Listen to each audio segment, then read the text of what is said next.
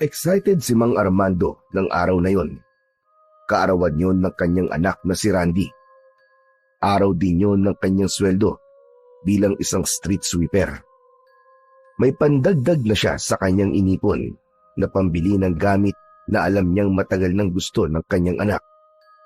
Gusto niyang mapasaya yon sa ika-21 kaarawan nito. Ang edad kung saan ay ganap ng binata ang kanyang pinakamamahal na anak. Para kay Mang Armando ay si Randy ang kahulugan ng lahat sa kanya.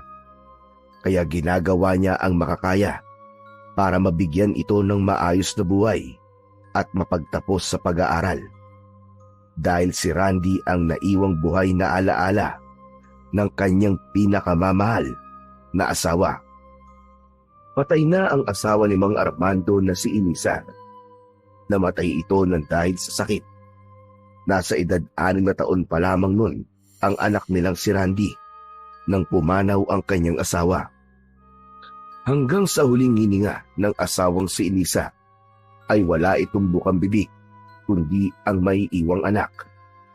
Kaya sa harap ng asawang malapit na noong bawian ng buhay ay nangako si Mang Armando na hindi niya pababayaan ang anak. Gagawin niya ang lahat para dito. Hindi na rin siya mag-aasawa pa para mabigyan ng sapat na panahon ang anak. Lahat ng ipinangako niya sa namatay na asawa ay pinagsikapan niyang gawin. Subalit alam niyang kulang pa rin yun, sapagkat sa kabila ng ginagawa niyang pagsisikap ay hindi pa rin niya naibibigay sa anak ang magandang buhay na alam niyang pangarap ng kanyang namatay na asawa. Gayunpaman ay doble ang ginagawa niyang pagsisikap. Sa edad ngayon ni Randy ay dapat papatapos na ito sa pag-aaral sa kolehiyo. Yun nga lang, ilang beses din itong nahinto dahil sa kakapusan sa pera. Subalit pinagsisikapan yun ni Mang Armando dahil ang mapagtapos sa pag-aaral ang yamang maaaring ipamana niya sa kanyang anak. O pare, aba, bis na bis ah. Nabalakad, mukhang masaya ka. Huwag mong sabing, may bago na naman nagpapatibok ng puso mo. Wala pare, masaya lang ako ngayon dahil kaarawan ng anak ko. Ah, yun naman pala eh. Lalabas kayo. Kakain kayo, no? Sana pare, pero bibilin ko muna yung regalo ko sa kanya. Naks naman, may regalo ka pa pala. Teka pare, 21 na nga palang inaanak ko, no? Oo, tama ka, paring Nanding. Kaya nga, kailangan bigyan ko ng regalo. Saka pinag-ipunan ko naman yun. O sige pare, pakisabi na lang kay Randy, happy birthday. Saka, pasensya na ka mo, kung wala man lang akong maibigay sa kanya. Alam mo naman, kulang pa sa pang-araw-araw namin yung kinikita ko sa pagiging street sweeper. 5 anak ang pinapakain ko araw-araw. Huwag mong intindihin yun. Naiintindihan kita, paring Nanding. Saka hindi mo naman obligasyon marigalo kay Randy, kahit paninong kanya. Yun nga ang nakakahiya ron, pare. Ninong ako, pero wala akong maibigay sa kanya. Huwag ka mag-alala, pare. Sagot na kita. Salamat pare ah. Mag-enjoy na lang kayo ng anak mo. Malamang matutuwa yun dahil pinaghandaan mo kanyang birthday. Pagkatapos makuha ang sweldo, ay may galak sa puso na pinuntahan ni Mang Armando ang tindahan upang bilhin ang regalo niya sa kanyang anak. Buti na lang, mayroon pang stocks.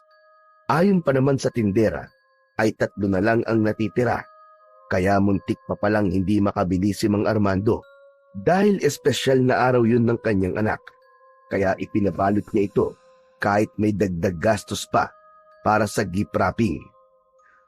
May natira pang pera sa kanya kaya maaari pa silang kumaing mag-ama sa labas.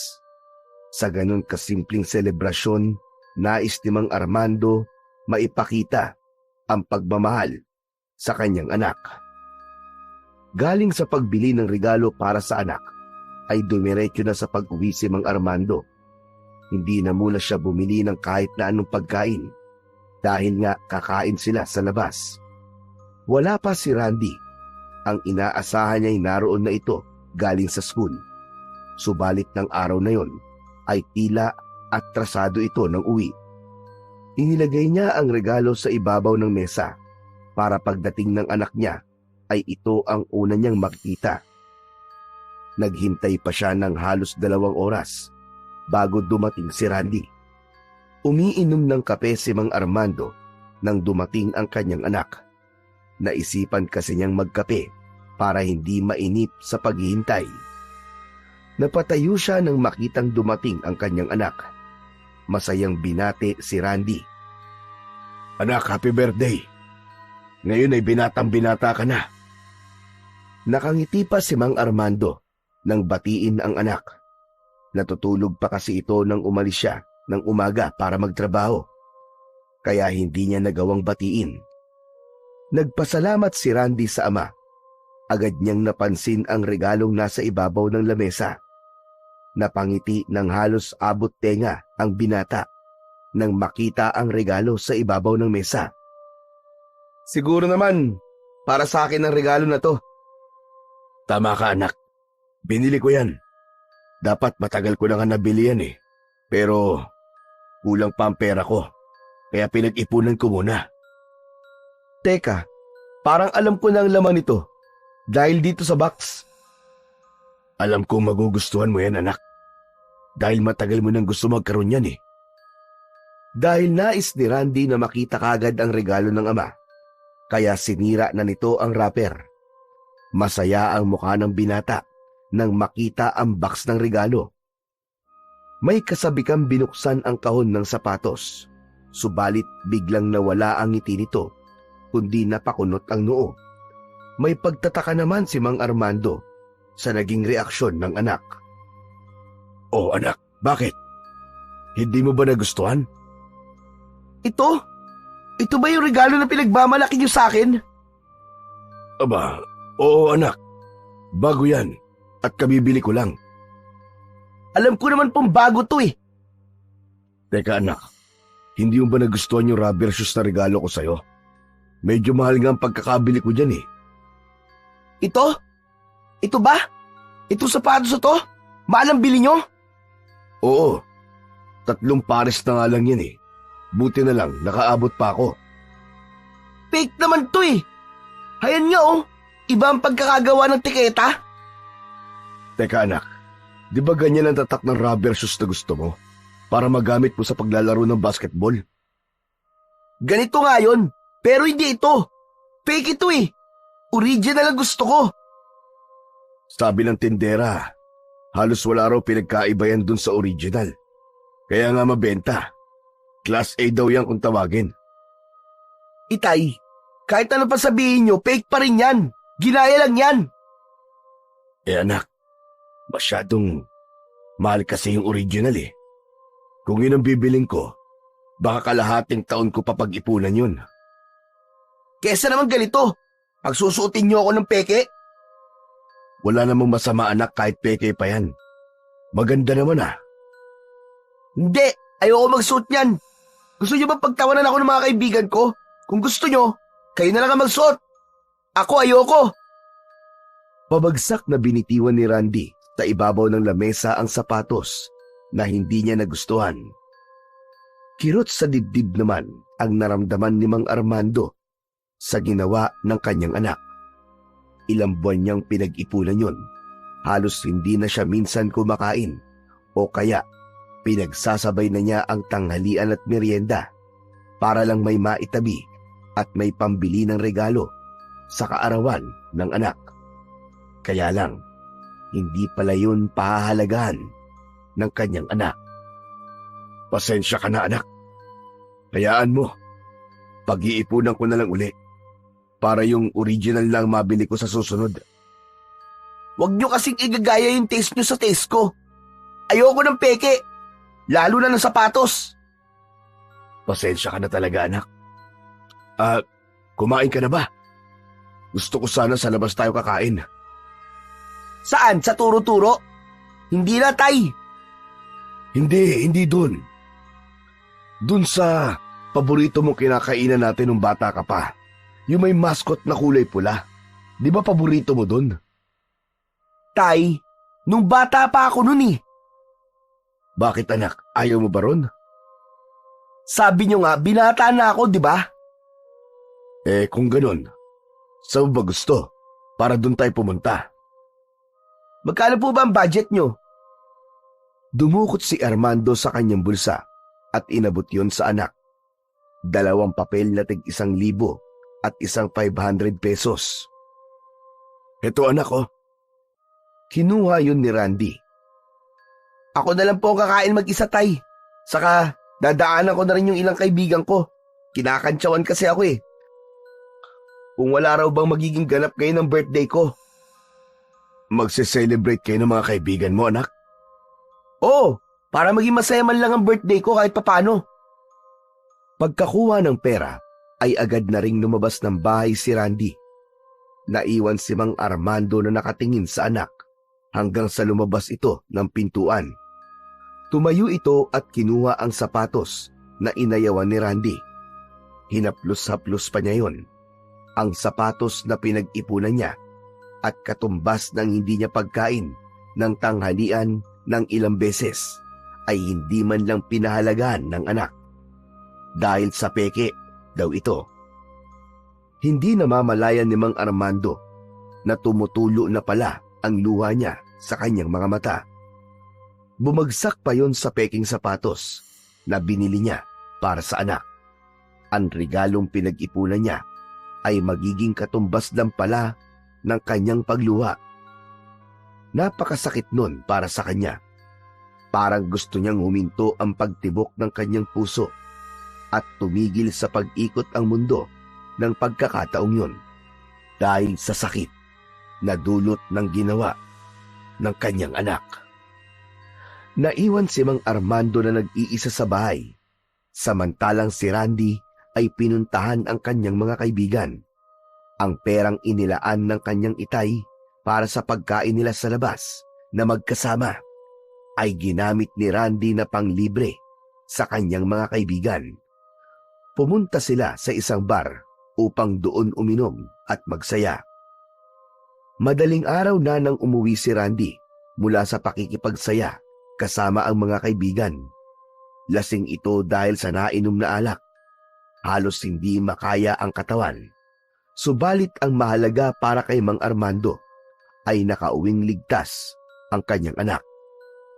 Anak, hindi ka dapat nagpapakalasing.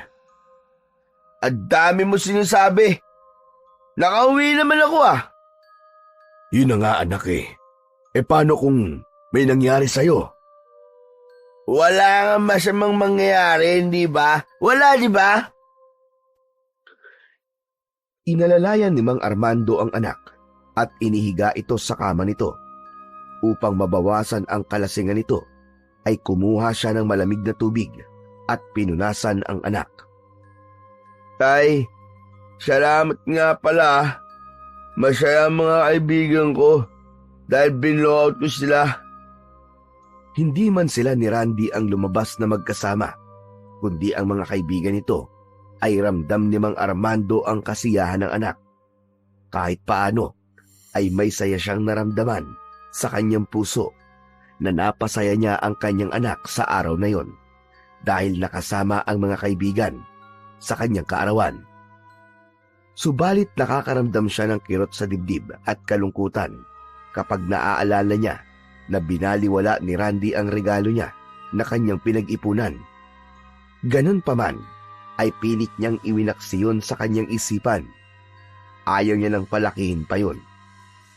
Kinabukasan ay agad na nakibalita sa kanya ang kumparing si Nanding nang magkita sila. Papasok sila noon sa kanilang trabaho. Oh, paring Armando, kumusta? Siguro tuwan-tuwa ang inaanak ko sa regalo mo sapatos, ano? Hindi agad sumagot si Armando. Saka bumuntong hininga ito. Nagtataka na napakunot ang noo ni Nanding. Sandali lang pare, may problema ba? Wala naman paring Nanding. Oh, nagustuhan niya yung sapatos. Sabi ko na sa'yo magugustuhan niya yun eh. Ayaw sabihin ni Mang Armando ang totoo sa kanyang kumpare. Hindi rin niya gustong makarinig mula sa kaibigan ng hindi magandang salita dahil sa inasal ng kanyang anak. Ayaw niyang husgahan din ito ng ibang tao. Ganun niya ibig protektahan ang kanyang anak. Kaninang bago siya umalis ng bahay ay natutulog pa si Randy. Hindi niya na ito inabala pa. Sa kasahapon pa naman ang pasok nito sa eskwelahan. Nakita niya sa mesa ang sapatos na hindi nagustuhan ng anak. Itinabi na lang muna niya yon. Pero sa lugar na makikita pa rin ni Randy, umaasa siya na isang araw ay maiisipan itong gamitin ng kanyang anak. Kapag nangyari yon, ay magiging masaya siya. Kaya nga lamang ay hindi niya tiyak kung magkakaroon ba yun ng katuparan. Tapos na naman ang maghapong pagtatrabaho ni Mang Armando. Bago siya umuwi, ay dumaan siya ng karinderya. Bumili ng isang balot na pansit na maaari na pagsaluhan nila ni Randy. Sinamahan na rin niya yon ng kanin. Wala na rin kasi siyang planong magluto. Dahil pagod na rin siya. Isa pa, kapos na rin siya sa budget dahil napunta ang huling sweldo niya sa pambili ng sapatos at ipinanglibre ni Randy sa mga kaibigan niya nung kaarawan nito. Kaya ang buong sweldo ni Mang Armando ay napunta lamang sa kanyang anak. Nasa bahay na si Randy nang umuwi ito. May binabasa sa kanyang cellphone. Maaga kaya ta ngayon, anak? Di ako nakapasok sa school eh. Bakit naman? Medyo masakit ang ulo ko. Hangover siguro. Dinamihan niyo kasi ang inom eh. Tay, birthday ko yun. Ayos lang yun. Siya nga pala, may dala po ba kayong pagkain? Nagugutom na ako eh. Oo nga pala. May dala akong kanin at pansit. Heto, ilagay mo na lang sa plato. Tila nadismaya si Randy nang makita ang pagkaing iniabot ng kanyang ama. Ano? Pansit na naman? Di ba kayo nagsasawa sa pansit? Wala ba kayong alam bilhin kundi pansit? Anak, kapos kasi ako sa budget eh. Dahil ginamit sa... Ginamit saan? Sa birthday ko? Ibig sabihin kasalanan ko pa nakapos kayo sa paggastos dahil ginamit sa birthday ko. Sino ba may sabi sa inyo na ibili niyo ako ng peking sapatos? Gusto niyo pa yata akong sisihin ah. Hindi naman anak. Wala akong sinisisi. Parang yung kasi ang gusto niyong palabasin eh. Nakasalanan ko. Hindi anak. Nagkakamali ka. Hindi ganun ang ibig ko sabihin. Makaalis na nga lang. Saan ka pupunta anak? Sa tropa ko. Hindi ka pa kumakain ah. Ikaw na lang ang kumain ng pansit na yan. Gusto nang bumaliktad ng sikmura ako sa lasa ng pansit. Makikikain na lamang ako sa tropa ko. Umalis na si Randy. Nakatingin na napapailing na lamang si Mang Armando sa inasal ng kanyang anak. Napaisip siya. Wala siyang pagkukulang sa kanyang anak. Ginagawa niya ang lahat para mabigyan si Randy ng maayos na buhay. Hindi rin siya nagkukulang ng pagmamahal. Kaya lamang, hindi pa rin niya lubos na maintindihan kung bakit tila lumalaking walang respeto at walang pagpapahalaga si Randy sa lahat ng kanyang ginagawa para rito. Inaantok na si Mang Armando at hindi pa rin umuuwi ang kanyang anak. Hinihintay niya ang pagdating nito dahil hindi mapapanatag ang isip niya hanggat hindi ito dumarating. Nakahiga si Mang Armando nang maramdaman niyang bumukas ang pinto ng bahay. Dahil sa kilos ng dumating, batid niya na si Randy yun. Dumating na ang anak, kaya makakatulog na siya. Sa kabila ng hindi magandang ugali ni Randy, hindi naman siya nagkulang ng pagpapayo at pagpapaalala sa anak. Yun nga lang, sa halip na pakinggan siya, iinuunahan siya ng singhal at galit. Kaya minsan ay tumatahimik na lang din siya dahil kung itutuloy niya ang pagsaway at pagpapaalala ay mauuwi lang yun sa pagtatalo o di kaya ay tatalikuran siya ng anak na parang walang kausap.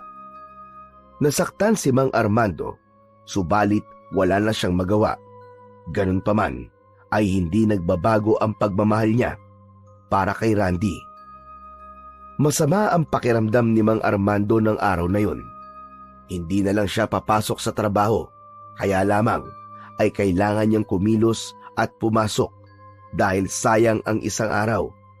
Mababawasan pa ang kanyang siswelduin, kaya pinilit niya ang sarili na pumasok pa rin sa trabaho.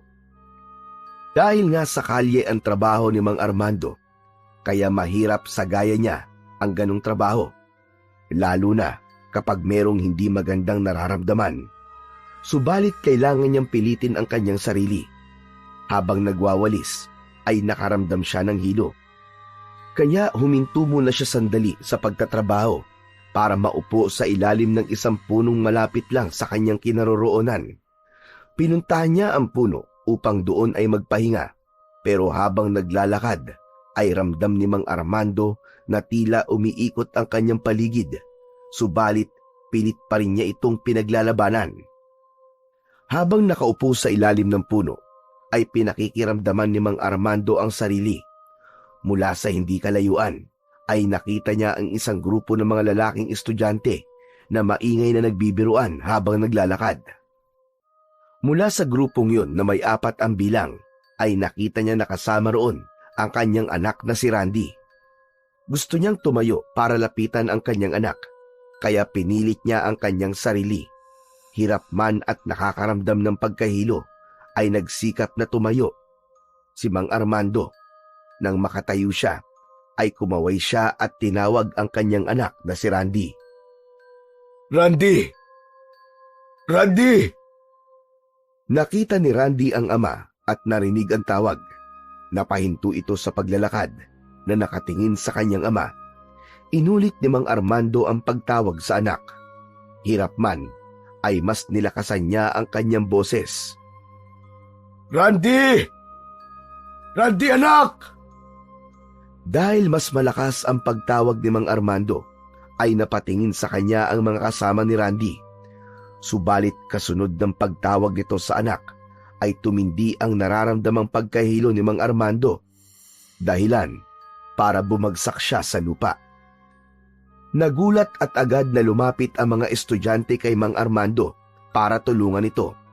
Naiwan naman si Randy na tila nag-aatubiling lumapit, pero tinawag siya ng kasamang estudyante para tulungan sila. Kaya napilitang lumapit si Randy. Uy, Randy! Kilala mo ba siya? Ikaw yung tinatawag niya kanina. Dinig ko nga, tinatawag kang anak eh. Tatay mo ba siya? Ha? Hindi. Magkakilala lang kami. Saka kahit sino, anak talaga ang tawag niya eh. Halika, tulungan natin siya. Dali natin sa malapit na health center. Sige. Buhatin natin. Naku, kawawa naman siya. Nang mga sandaling yon, ay may malay pa si Mang Armando. Nakapikit man ang kanyang mga mata, subalit alam niya at naririnig ang mga nangyayari. Kaya maging ang ginawang pagtanggi ni Randy sa kanya na siya ang tatay nito ay narinig niya. Sumugat yon sa damdamin ni Mang Armando. Napakasakit na ipagkaila at ikahiya ng isang anak na mula pagkabata ay inalagaan at minahal. Gustong idilat ni Mang Armando ang kanyang mga mata para makita ang kanyang anak na pakiwari niya ay isa sa mga estudyanteng bumubuhat sa kanya. Kaya lamang ay hirap siyang idilat ang mga mata dahil sa pagkahilo. Pagkahatid ng mga estudyante kay Mang Armando sa isang klinika, ay iniwan na ito. Si Randy ay hindi malaman kung magpapaiwan o aalis na rin.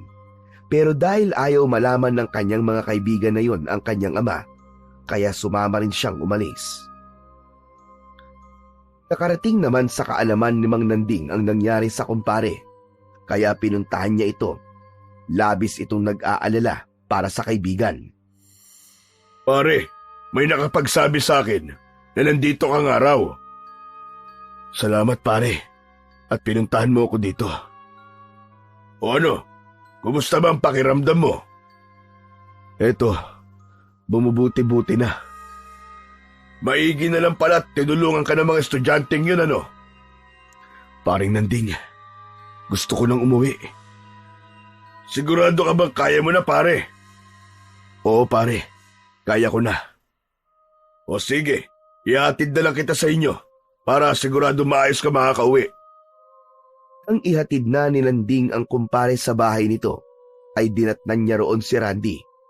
Dahil walang alam si Landing, kaya inakala niyang hindi alam ng inaanak ang tungkol sa nangyari sa tatay nito. Nahilo ang tatay mo. Sinamahan ko nang umuwi para alalayan siya. Maraming salamat po, Ninong Landing. O sige, ikaw na ang bahala sa kanya. Kailangan ko nang umuwi eh. Opo, salamat po uli. Sinikap ni Mang Armando na pumunta sa kanyang kama upang makahiga na siya. Kahit nakikita ng anak na hirap siya, ay hindi man lang siya nagawa nitong alalayan.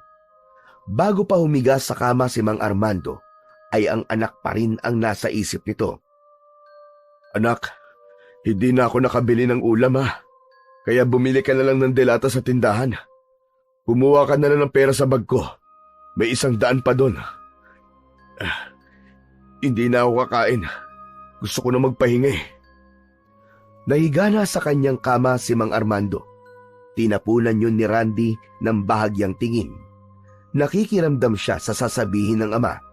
Bagamat hindi siya sigurado kung narinig ba ng kanyang ama ang ginawa niyang pagsisinungaling sa mga kaibigan. Kaya lang, malakas ang kutob niya na narinig yun ng tatay niya. Kaya kahit paano ay may kung anong bigat sa damdamin ni Randy dahil nagawa niyang ipagkaila ang kanyang sariling ama. Kinabukasan ay hindi pa rin ganun kaayos ang pakiramdam ni Mang Armando, pero alam niyang kailangan niyang pumasok. Iinom na lang siya ng gamot, kaya naghanda na siya para sa pagpasok sa trabaho. Natutulog pa si Randy nang umalis siya ng bahay. Bago tuluyang lumabas, ay minsan pang sinulyapan niya ang kanyang anak. Naibulong niya sa kanyang sarili na sana matanggap ng kanyang anak ang uri ng kanilang buhay at ganun din ang trabaho niya na hindi dapat ikahiya. May bahagyang kirot na naramdaman si Mang Armando sa kanyang puso. Huminga siya ng malalim at isinara na ang pinto ng bahay para pumasok na sa kanyang trabaho. Pagdating sa trabaho, ay napansin ng kanyang kumparing si Landing ang katamlayan ni Armando. Subalit, binaliwala na lang muna yon ni Landing. Kilala niya ang kaibigan niya. Alam niyang magkikwento rin ito sa kanya. Samantala, magtatanghali na ng magising si Randy. Napatingin siya sa higaan ng kanyang ama. Alam niyang wala na ito dahil maagang pumasok sa trabaho. Biglang naalala ni Randy ang nangyari kahapon. Alam niyang may mga pagkakamali siyang nagagawa sa kanyang ama at palagi siyang inuunawa nito. Kaya lang, sa kabila ng mga kabutihang ginawa ng kanyang ama, ay nagawa pa rin niya itong ipagkaila. Dahil mas binigyan niya ng halaga ang anumang sasabihin ng mga kaibigan kapag nalaman ng mga ito na isang tagalinis lang ng kalye ang trabaho ng kanyang ama. Hindi na pumasok ng klase si Randy, pero aalis pa rin siya ng bahay. Naligo lang ito at nagbihis. Naglagay ng ilang t-shirt sa kanyang bag at umalis na ito. Magtutungo siya sa kanyang kaibigan. Kinahaponan sa pag-uwi ni Mang Armando ng kanyang bahay, ay wala roon ang kanyang anak. Nakasanayan niya na yon dahil alam niyang pagdating ng hapon ay uuwi rin ito. Subalit umabot na ng dilim, ay wala pa rin si Randy. Hanggang sa naghating gabi na, ay hindi pa rin ito umuwi. Hanggang sa umabot ang umaga, tumitilaok na ang mga manok na alaga ng kanilang kapitbahay, ay wala pa rin si Randy. Kaya halos hindi rin nakatulog si Mang Armando dahil sa paghihintay at pag-aalala sa anak. Dahil kilala niya ang ilang kaibigan ng anak, kaya ipinagtanong-tanong niya ito. Hindi na rin muna siya pumasok sa trabaho dahil gusto niyang alamin kung nasaan ang kanyang anak. Subalit bigo pa rin siyang malaman. Pagkalipas ng halos maghapong paghahanap, ay doon na kinabahan si Mang Armando. Nasaan na nga kaya ang kanyang anak na si Randy? Ipinagbigay alam na rin niya sa mga alagad ng batas ang tungkol sa nawawalang anak. Subalit lumipas pa ang ilang araw ay wala pa rin nakukuhang balita si Mang Armando, kaya ilang araw na rin siyang hindi nakakapasok sa kanyang trabaho. Nag-aalala lang ako pare. Baka tanggalin ka sa trabaho. Paano ako makakapagtrabaho kung nawawala ang anak ko? Hindi ba kayo nag-away na mag-ama? Pare, wala kaming pinag-awayan. Baka kasi sumama ang loob niya sa'yo. Ang totoo nga niyan, paring Nanding. Ako nga ang dapat sumama ang loob sa kanya. Aba pare, bakit naman? Napabuntong hininga si Armando. Malalim ang pinaghugutan nito. Upang maunawaan ni Nanding ang ibig sabihin ng kaibigan, ay ikinuwento nito ang pangyayari nang minsang puntahan siya sa isang klinika. Ipinaalam ni Nanding kung paano siya ipinagkaila ni Randy. Ano ka mo pare? Talaga ba nagawa yun ni Randy? O paring Nanding, nakapikit man ang mga mata ko, pero dinig na dinig ko sinabi niya sa kanyang mga kaibigan. Hindi niya ako matanggap na kanyang tatay, kundi sinabi niyang isa lamang akong kakilala. Baka naman nagkakamali ka lang ng pandinig pare, dahil hindi ganun ang pagkakakilala ko sa inaanak ko. Pero ganun ang ginawa niya pare. Kaya nga inaamin ko, sobra ako nasaktan. Tanging buntong hininga na lamang ang nagawang reaksyon ni Nanding. Ramdam niya at tumatagos sa damdamin niya ang sakit na nararamdaman ng kanyang kaibigan. Kaya nga lang, mahigit isang araw na ang nakalipas ay hindi pa rin umuuwi ng bahay si Randy. Ang inilalagay ni Mang Armando sa isip niya ay nasa barkada lang ito. Maaaring nahihiya ito sa kanya, kaya pansamantalang doon muna tumuloy. Umaasa siya na sa mga susunod na araw ay darat na niya sa bahay ang anak. Kahit pa nagkaroon siya ng hinanakit dahil sa ginawa nito, ay handa niyang kalimutan na lang yon. Ama siya at higit na nakakaunawa sa kanyang minamahal na anak.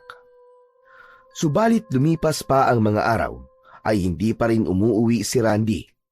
Nadagdagan pa ang takot at pag-aalala ni Mang Armando nang may kumalat na balita tungkol sa aswang na umaatake at meron ng naging biktima. Kaya ganun na lamang ang pag-aalala niya sa anak na ilang araw nang hindi umuuwi. Narinig ko nga ang balitag yun pare. Kaya nga natatakot ako para sa anak ko pare. Pero malaki na ang anak mo. Siguro naman kaya niya ng protekta ng sarili niya. Pero pare, aswang yun. Walang magagawa ang anak ko kapag sinalakay siya. Pero pare, sa tingin mo, nasaan nga kaya si Randy? Hindi ko rin alam pare kung ano sasagot sa'yo. Hindi ko na rin alam kung saan siya hahanapin. Lahat na halos ng kaibigan niya napuntahan ko na. Pati sa school nila nagtanong na rin ako. Wala rin silang alam. Sana nga nasa ibang tao lang siya at doon nakikitira. Mas gugustuhin ko pa na malaman na ganun nga paring Nanding. Kung ayaw na talaga niya ako makasama, kung di niya ako kayang tanggapin na tatay niya, matatanggap ko yun. Basta alam kong buhay siya. Umabot na ng isang buwan na wala pa ring balita si Mang Armando tungkol sa kanyang anak. Lumalala naman ang balita tungkol sa nagiging pagsalakay ng mga aswang at dumarami ang nagiging biktima. Hanggang isang umaga ay may tumawag kay Mang Armando. Natutulog pa siya noon pero agad siyang bumangon dahil sa sunod-sunod na pagtawag sa kanya. Ibinalita sa kanya ng taong tumawag na may natagpo ang bangkay ng isang lalaki. Pinatay ito ng aswang at ang gamit na nakita katabi ng bangkay ay kay Randy. Hindi alam ni Mang Armando ang gagawin. Mabilis ang paglalakad niya para puntahan ang lugar na sinabi sa kanya. Gusto niya nang lumipad upang makarating kagad at makita ang bangkay. Maraming taong nakikiusyoso sa lugar na kanyang pinuntahan. Naroon ang bangkay na sinasabing pinatay ng aswang. Katabi nga nito ang bag ng kanyang anak. Tandang-tanda niya ang bag na yon dahil siya ang bumili nun. May kamahalan ang knapsack bag na yon na pinag-ipunan din niya upang mabili. Napaluhod na umiiyak si Mang Armando. dahil natiyak niyang bag ngayon ng kanyang anak. Tinignan niya ang itsura ng bangkay, kasing taas at kasing katawan ito ng kanyang anak. Pinagmasdan ang itsura nito, kaya lang hindi ito makilala dahil wasak ang muka, sanhi marahil sa ginawang pag-atake ng aswang.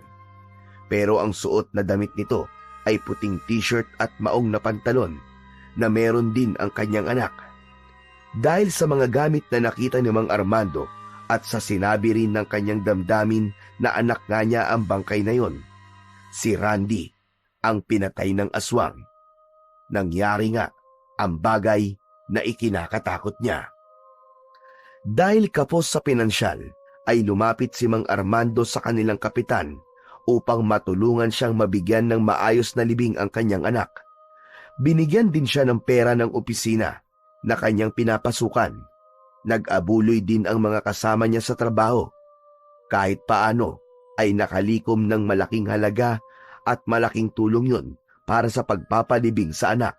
Hindi man niya kayang ibigay ang pinakamarangyang burol at libing. Ang maging maayos yun ay sapat na sa kanya.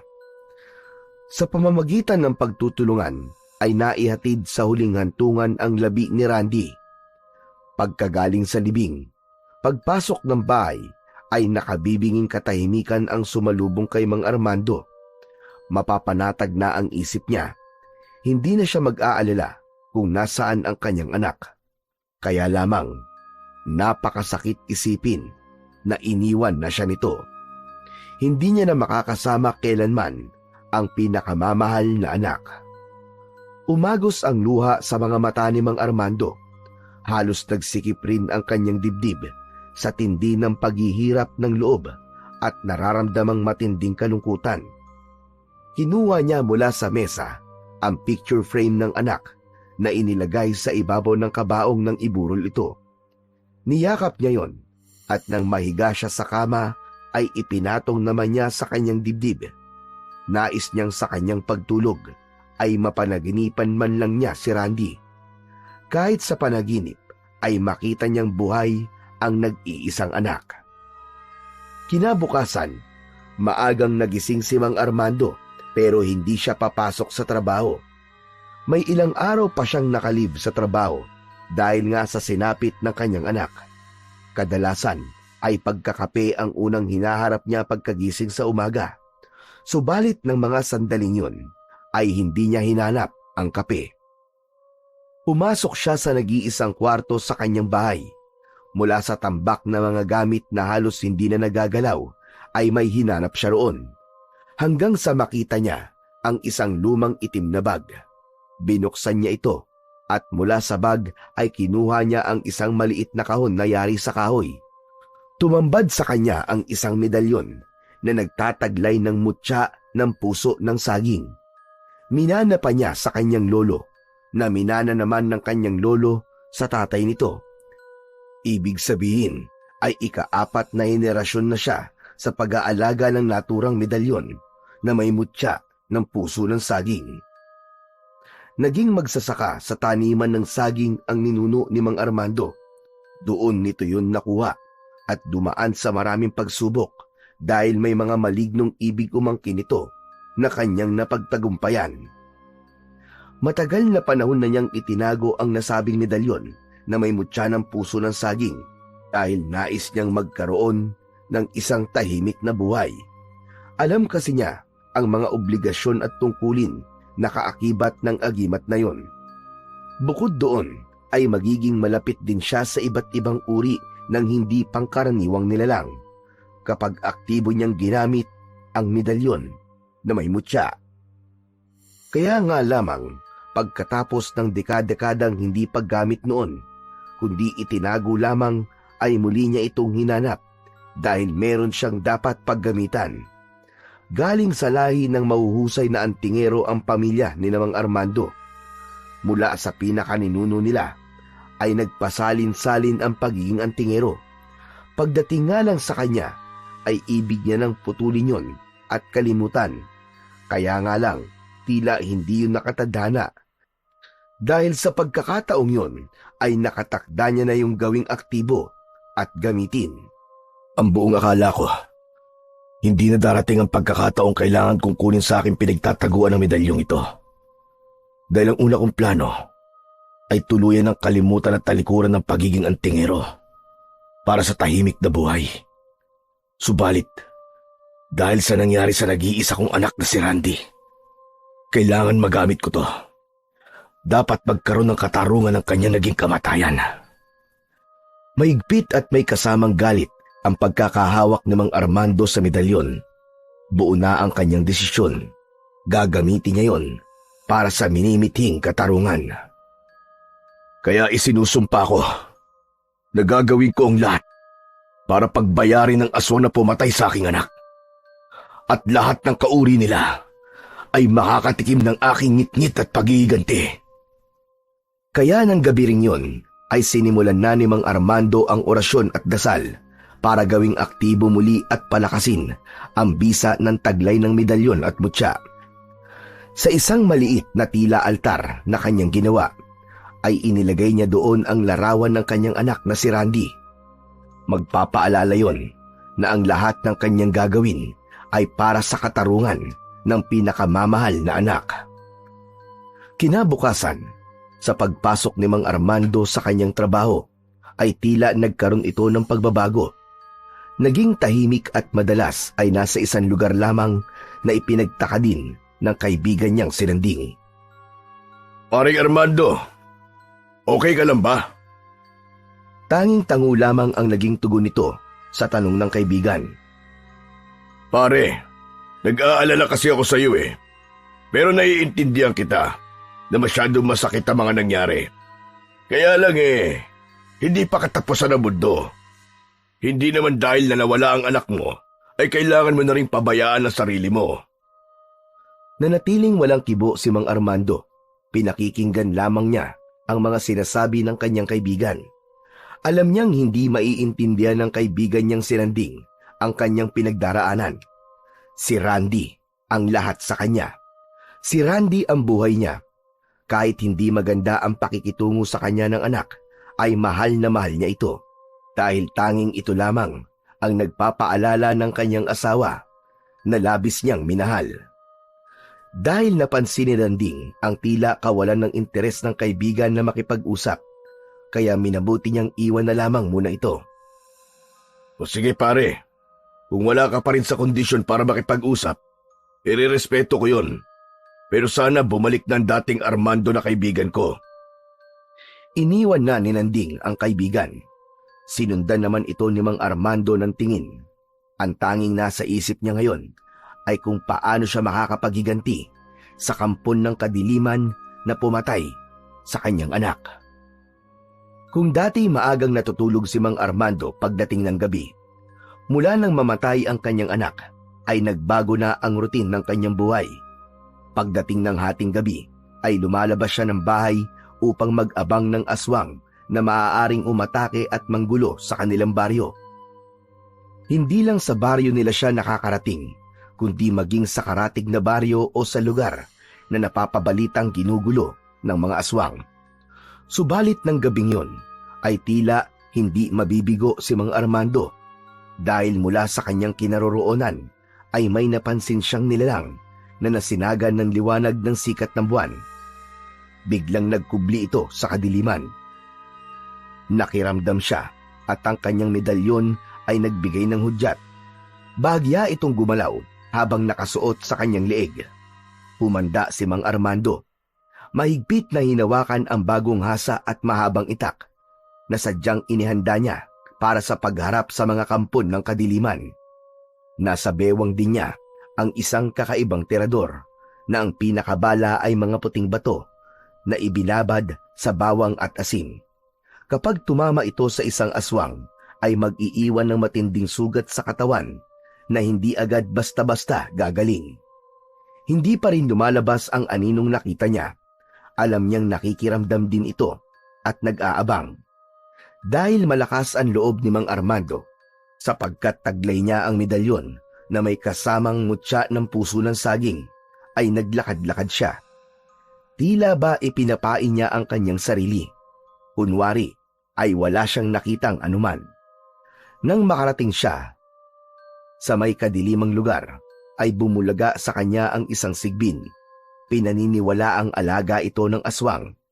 Agad itong umatake sa kanya, subalit naging mabilis ang pag-ilag ni Mang Armando, kaya lalong umangil ang sigbin dahil sa kabiguan.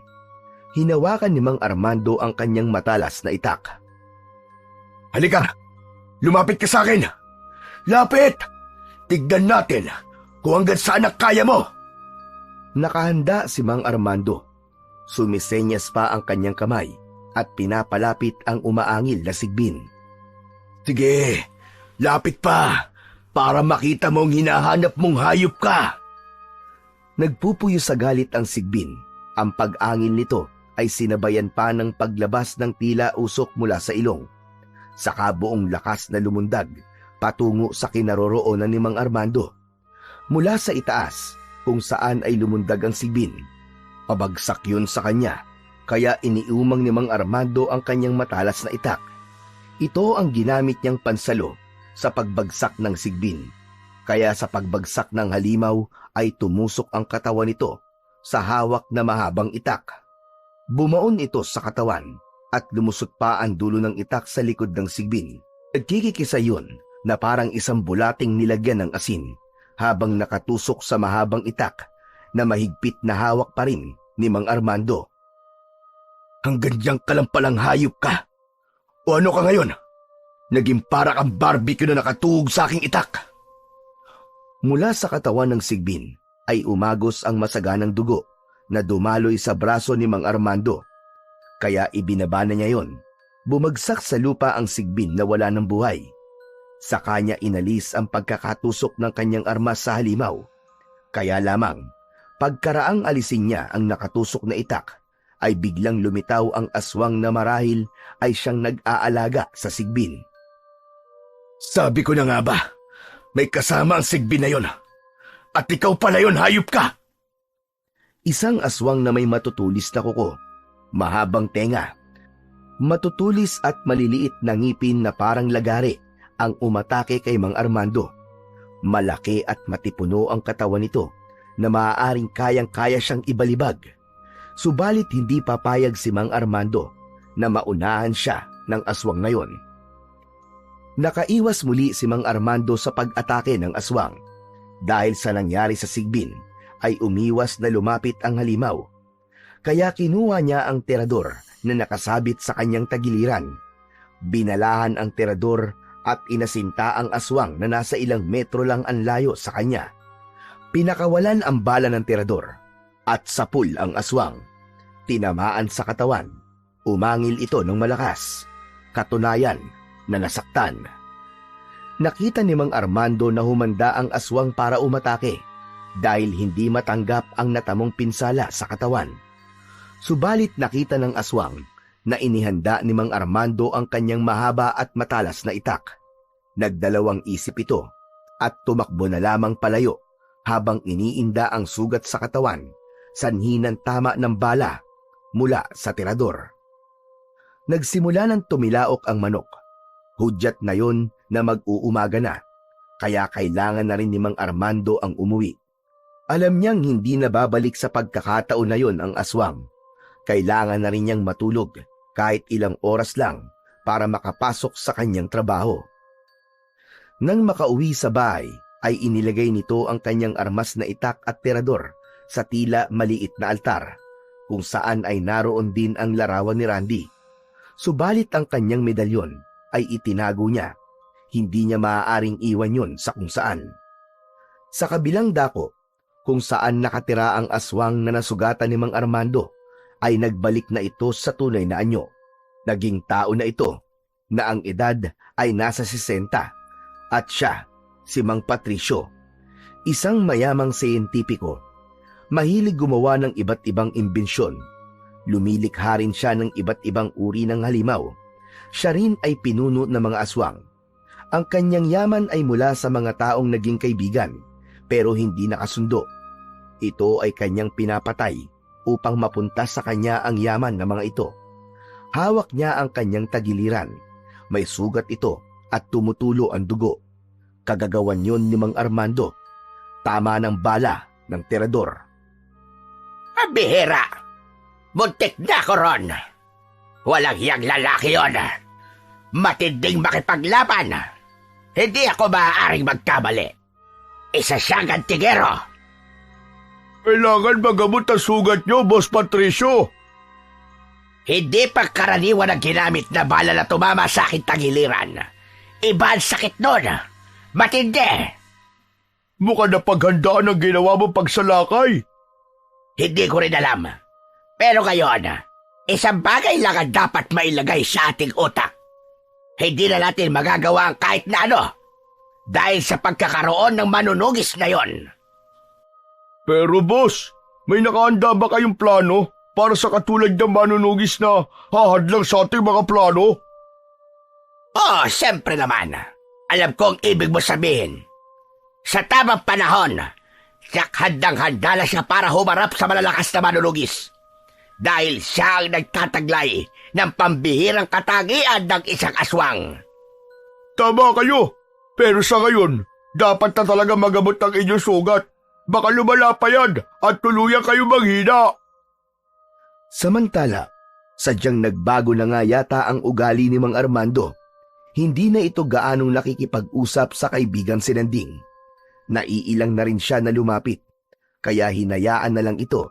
Baka mas gusto ni Mang Armando ang katahimikan. Sa pag-uwi ni Mang Armando galing sa trabaho, may isang pamilyar na ayos ang nakita niya na naghihintay sa harap ng kanyang bahay. Nakatalikod ito, pero sigurado siya kung sino ito. Nanang? Humarap ang matandang babaeng tinawag. Nanlaki ang mga mata nito na sinundan ng paghagulgol ng iyak.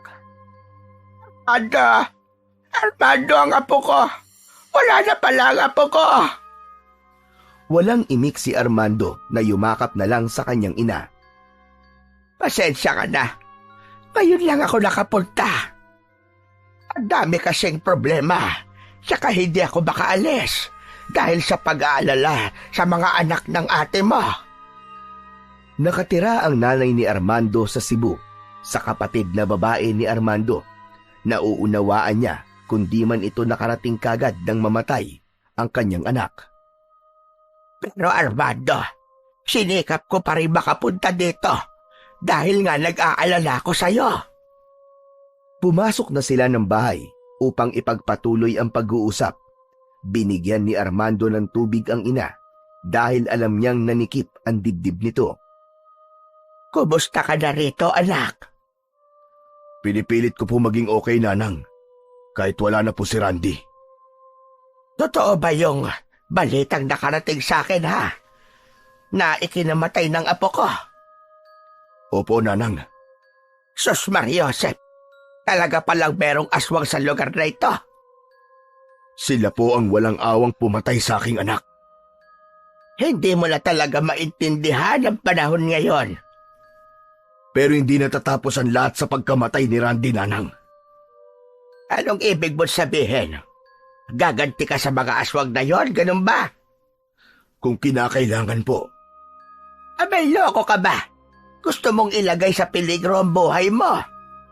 Nanang, sa pagkawala po ng anak ko, parang wala na ring halagang buhay ko. Pero anak, huwag ka sanang nagpapadalos-dalos. Naiintindihan ko po kayo, Nanang. Pero yun lang po ang magbibigay ng kapayapaan sa isip ko. Kapag nalaman kong patay na rin ang aswang na kumuha sa buhay ng aking anak. Hindi mo tiyak kung sino, anak. Lahat silang mga aswang. Iisa-isahin ko sila. May gigil at ngit-ngit ang binitiwang salita ni Mang Armando. Sapagkat buo sa loob niya ang kanyang plano at walang sino mang makakapagpabago nun. Kahit pa ang kanyang ina na kasama niya ngayon. Ayon sa nanang ni Mang Armando ay doon muna mananatili ito. Magtatagal po ba kayo dito, Nanang? Oo, Armando. Bakit ganyan ang tanong mo? Ayaw mo ba na nandito ako? Hindi naman po sa ganun, Nanang. Baka po kasi mas kailangan kayo ng kapatid ko sa Bisaya. Nagpaalam ako sa kanya na dito muna ako. At pumayag naman siya. Kaya lang mukhang ikaw ang ayaw na nandito ako. Hindi po, Nanang. Sige po, kung talagang yan po ang desisyon nyo. Saka, matagal din tayong hindi nagkasama. Dapat nga ay matuwa ka pa. Napatingin si Aling Tasing sa isang maliit na altar na naroon din ang armas ni Armando na ginagamit sa pagharap sa mga aswang. Alam ko na ang sagot kung bakit parang ayaw mong dumito ko. Dahil sinimulan mo na ang plano mo. Tama ba ko? Hindi nakasagot si Mang Armando. Anak, kaligtasan mo lang ang iniisip ko. Pero sabi ko nga po sa inyo, Nanang, wala nang halaga ang buhay ko. Ang tanging hangad ko lang ngayon ay makaganti sa mga nilalang na pumatay sa aking anak. Kilala ni Aling Tasing ang kanyang anak. Alam niyang mahirap nang mapagbago ang isip nito. Kung ipipilit niya ang kanyang gusto, ay palagi lamang yung mauuwi sa pagtatalo. Kaya mas magiging mainam at matatahimik sila kung hahayaan na lamang niya ang kanyang anak. Total anak, hindi ko na mapagbabago pa ang desisyon mo. Kaya, pakiusap ko na lang sa iyo anak. Mag-iingat ka palagi. Lagi mong iisipin na hindi pa katapusan ng mundo kung nawala man si Randy. Dahil lahat tayo ay may kanya-kanyang kapalaran. Sapagkat wala nang magagawa pa si Aling Tasing sa nasimulan ng anak, hinayaan na lang niya ito. Tanging pagpapaalala na lamang ang kanyang magagawa. Hapon kang nagtrabaho tapos ngayon ay aalis ka naman, Armando. Mag-aalas 12 na ng gabi. Nanang, ito ang oras para sa misyon ko. Maaari namang magpahinga ka muna. Maghapon ka na nga nagtrabaho eh. Huwag po kayo mag-alala, Nanang. Kaya ko po ang sarili ko. Akala mo lang yon. Mamaya niyan ikaw naman ang magkasakit. Hindi po ako magkakasakit, Nanang. Dahil palalakasin ako ng medalyon. Ang buong akala ko nga ay ibinaon mo na yan sa lupa. Ang medalyon na may kasamang mutya ng puso ng saging. Dahil lang sabi mo, hindi mo na kailangan ng mag-asawa ka, hindi ba? Para maging tahimik ang buhay nyo. Pero hindi po yun ang nangyari, Nanang. Namatay po ang asawa ko ng dahil sa sakit. At pati ang anak na tanging alaala niya. Ngayon po ay wala na rin. Kaya paano po ako matatahimik? Kaya tama lang na gamitin ko medalyon na to. Napapailing na lamang si Aling Tasing. Kailangan ko na pong umalis, Nanang. Hindi ako titigil hanggat hindi ko nauubos sa mga aswang na yon. Iisa-isahin ko sila. Uubusin ko sila. Sapagkat isa sa kanila ang pumatay sa anak ko. Tumalikod na si Mang Armando. Binagtas na ang madilim na daan na bahagyang natatanglawan ng pusikit na liwanag mula sa buwan. Samantala, sa lugar naman ng pinuno ng aswang na si Patricio, iniinda pa rin ito ang sugat sa kanyang tagiliran. Masakit pa rin ba ang sugat mo, bossing? Kumikirot pa rin. Hindi talaga pangkaraniwan ang ginamit na sandata ng nakaharap kong yon. Isa siyang antigero, bossing. At natural lamang, nakakaiba ang hatid na sugat ng kanya sandata. Kaya nga siya ang magiging malaking hadlang para sa aking mga plano. Bossing, ano na ba ngayon ang binabalak nyo? Ito na ang takdang panahon upang ipaubaya ko sa aking likha ang pagharap sa antingero na yon. Susubukan mo na ang husay at tapang ng iyong likhang aswang, bossing? Oo, Bruno. Narinig mo na, di ba? Sa kanya ko pinagsama-sama ang iba't ibang lakas mula sa mababangis na aswang. Kaya alam kong kakaiba siya. Masusubukan na natin siya, bossing. Madali ka. Kunin mo na siya sa kanyang kwarto. Sabihin mo, nais ko siyang makausap. Nagpapatawa po ba kayo, bossing? Paano mo siya makakausap kung ginamitan mo siya ng iyong kapangyarihan upang hindi magamit ang dila sa pagsasalita? Pero nakakarinig siya at maiintindihan niya ako. Bakit nga pala ayaw mo magsalita siya, bossing? para hindi ko marinig ang kanyang mga reklamo, kundi ang tanging gagawin niya ay sumunod sa lahat ng ipag-uutos ko. Alam mo naman na sa lahat ng ayaw ko ay yung reklamador at kinukontra ko. Kaya mas mainam na hindi nakakapagsalita ang aking likha. Naiintindihan ko na kayo, bossing. O sige, dadali ko na siya dito. Mula sa isang kwarto ay pinuntahan ni Bruno ang sinasabing likha ni Patricio. Isang nilalang na nasa anyong tao. Subalit sa sandaling maging aswang ay mas mapanganib ito. Dahil isinalin sa kanya ni Patricio ang iba't ibang lakas na galing sa mga mababangis na aswang. Sapagkat ang nais niya ay makagawa siya ng isang uri ng nilalang na poprotekta sa kanila. Bossing! Bossing! Andito na ang iyong likha! Ngayon, masusubukan ko kung perpekto na ba ang pagkakalikha ko sa'yo. Ano nga palang pangalan niya, bossing? Ang pangalan niya ay Wizardo. Uy! Pwede! Makinig ka, Wizardo. Merong humahadlang sa ating plano. Isa siyang mahusay na antingero.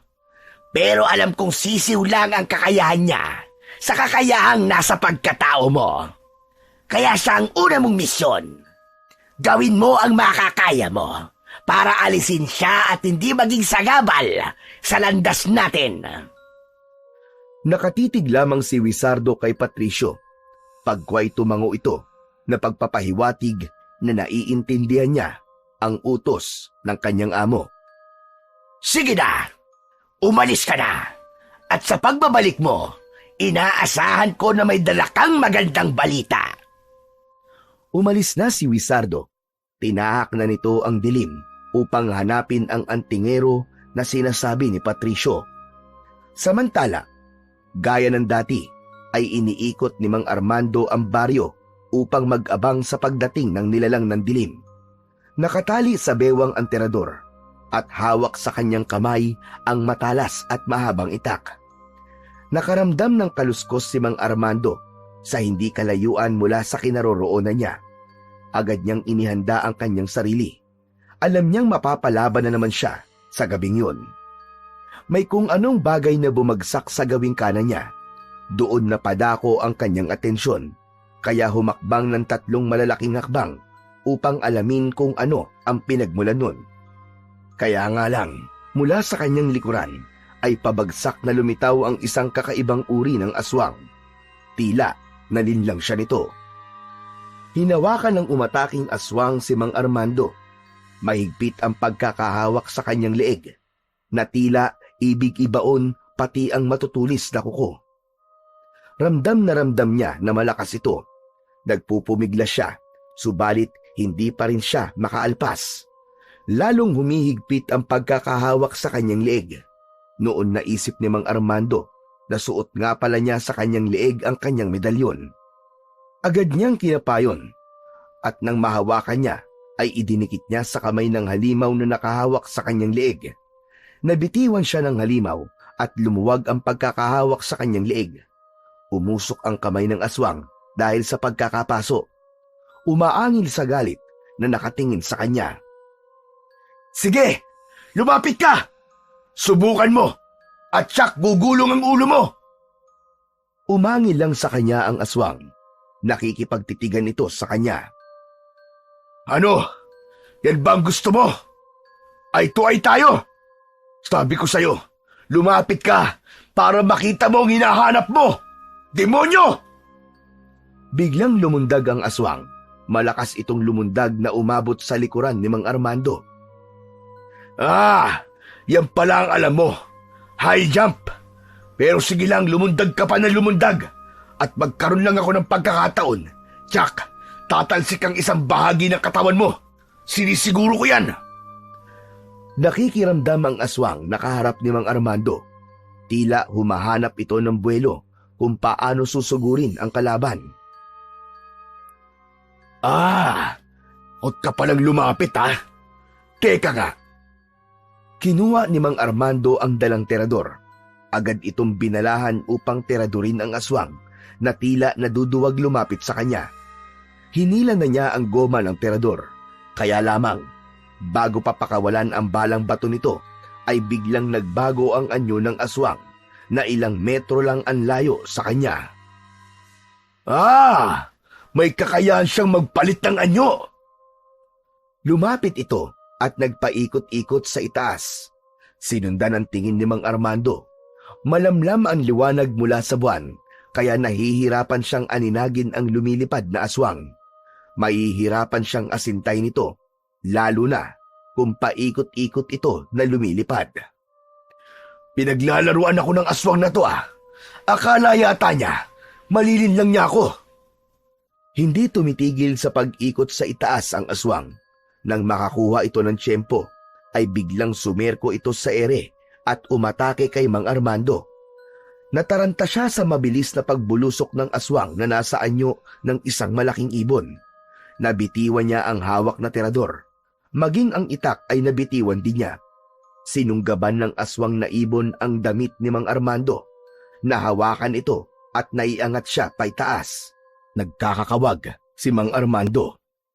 Ang pangyayaring yun ay pinanonood pala ni Patricio na sinundan ang kanyang likha upang alamin kung paano ito makipaglaban sa antingerong nakasagupa niya. Tuwang-tuwa si Patricio sa kanyang napapanood dahil sa ginawa ng malaking ibon. Sige, ganyan nga. Ganyan nga, Wizardo. Itaas mo pa ang antingero at pagkatapos ay ibagsak mo ng malakas. Tignan ko lang kung hindi magkalasog-lasog ang katawan niyan. Samantala, patuloy na inililipad pa itaas ng aswang si Mang Armando. Gaya ng ibig mangyari ni Patricio. Pagkatapos na ilipad ng mataas ang antingero ay binitiwan nga niya yun. Ganun na lamang ang pagkakagulat ni Mang Armando nang maramdaman niyang mabilis siyang bumubulusok pa ibaba. Subalit naging mabilis ang pag-iisip nito. Agad na hinagilap ang suot na medalyon, kasabay ang mabilis ding pag-usal ng orasyon. Dahil sa ginawa niya, ay naramdaman ni Mang Armando ang mabagal niyang pagbagsak hanggang sa umapak ang kanyang paa sa lupa, kaya walang masamang nangyari sa kanya. Nakita ni Patricio ang pangyayaring yun. Manghang-mangha siya at hindi makapaniwala sa kakayahang taglay ng antingero. Pambihira! Kakaiba talaga siya! Pambihira ang kayang gawin ng taglay niyang anting-anting! Sa pagbaba ni Mang Armando sa lupa, ay agad niyang pinuntahan ang kanyang itak at terador. Naghanda muli siya para sa pag-atake sa aswang na ibon. Subalit biglang tumilaok ang manok. Magsisimula na ang pagbubukang liwayway. Narinig ng aswang na ibon ang tilaok na yon. Hudyat na rin yun upang bumalik na ito, sapagkat hindi niya alam kung anong maaaring mangyari sa kanya kapag inabutan siya ng sikat ng araw. Kaya sinundan na rin ni Patricio ang kanyang likha upang bumalik sa kanilang tirahan. Pag-aalala naman ang naramdaman ni Aling Tasing nang umuwi ang anak na may mga sugat sa katawan. Yan na nga ba sinasabi ko, iho? Pambihira ka talaga, ayaw mo kasing makinig sa akin. Wala po ito, Nanang. Ano bang wala? May mga sugat at kalmot ka sa leeg. Tignan mo nga yan. Ano bang halimaw ang nakainkwentro mo? Hindi ko po maipaliwanag, Nanang. Aswang ba? Opo. Pero kakaibang uri ng aswang. Kahit ano pa siya, aswang pa rin yun. Mabuti pa gamutin ko na muna yung mga sugat mo at pagkatapos ay matulog ka na. Ilang oras na lang ang itutulog mo. Ginamot ni Aling Tasing ang sugat ng anak. Pagkatapos gamutin ay nagpahinga na ito. Hindi naman makatulog si Aling Tasing. Pinagmasdan si Mang Armando. Nag-aalala para sa anak na handang gawin ng lahat at kahit malagay pa sa panganib ang buhay para lamang maipagaganti ang kanyang anak na si Randy. Sa kabilang dako, bagamat nabigo ang likha ni Patricio, ay nakaramdam siya ng kasiyahan. Itangkita ni Bruno ang kasiyahan ng kanyang amo.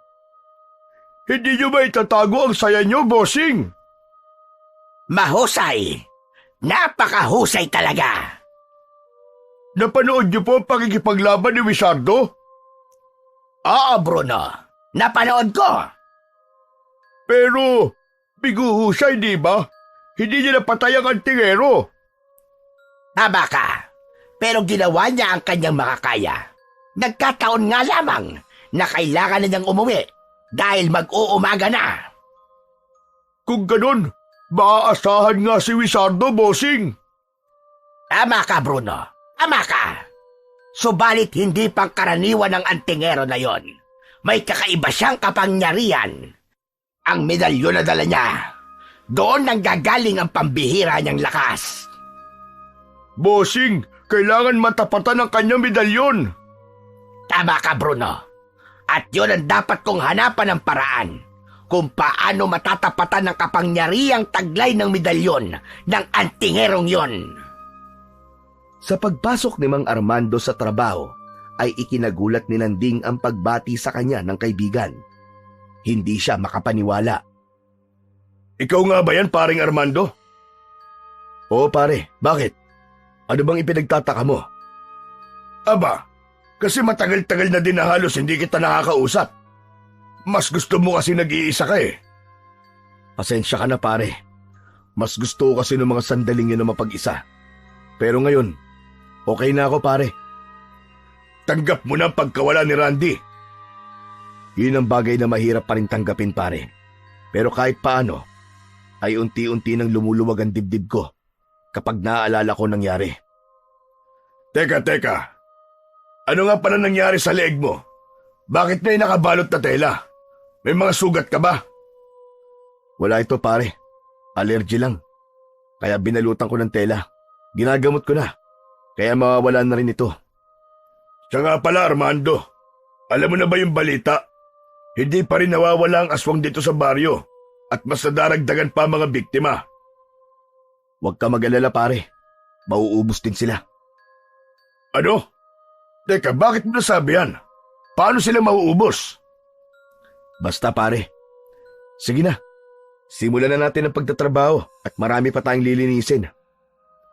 Napakamot na lamang sa ulo si Nanding. Subalit nakadama siya ng kasiyahan dahil bumalik na ang dati niyang kaibigan. Nakikipag-usap na uli ito sa kanya at hindi gaya ng dati na madalas tulala at gusto'y nag-iisa.